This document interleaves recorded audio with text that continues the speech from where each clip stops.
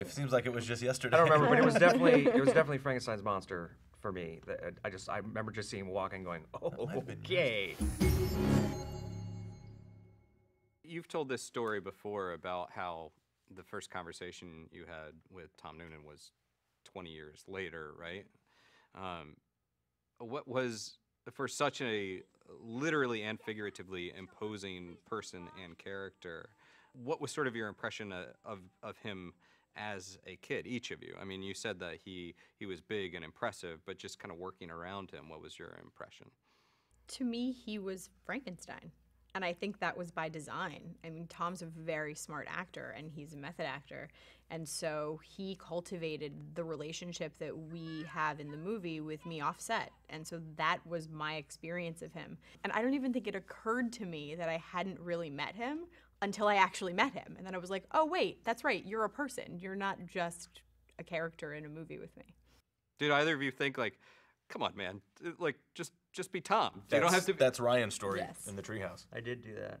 I actually said that to him.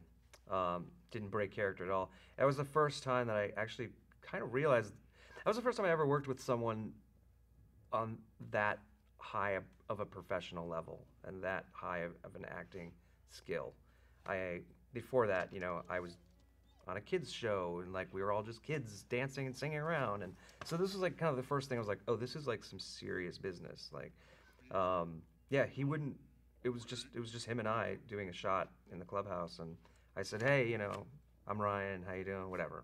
He was like, you know, he wouldn't break. It was impressive, but at the same time, completely uncomfortable for me, because here I am, you know, thinking I'm just working with this other actor, and he just won't let up.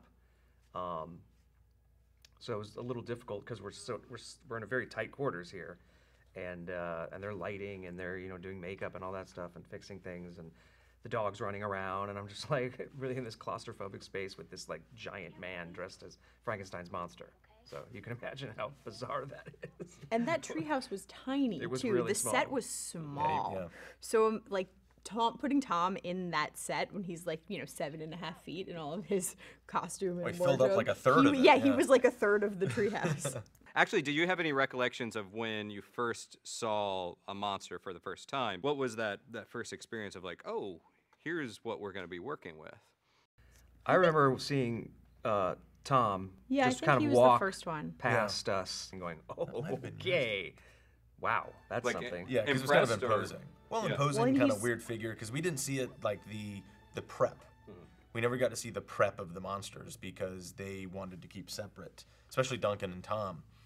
The others, Wolfman was different because it was kind of a helmet and placed on.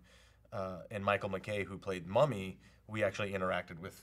A lot. Yeah, he You know, was a the nice days that he guy. was on the set. Yeah, he we was always- ate dinner with and sat down and chatted. But Tom and Duncan, nope.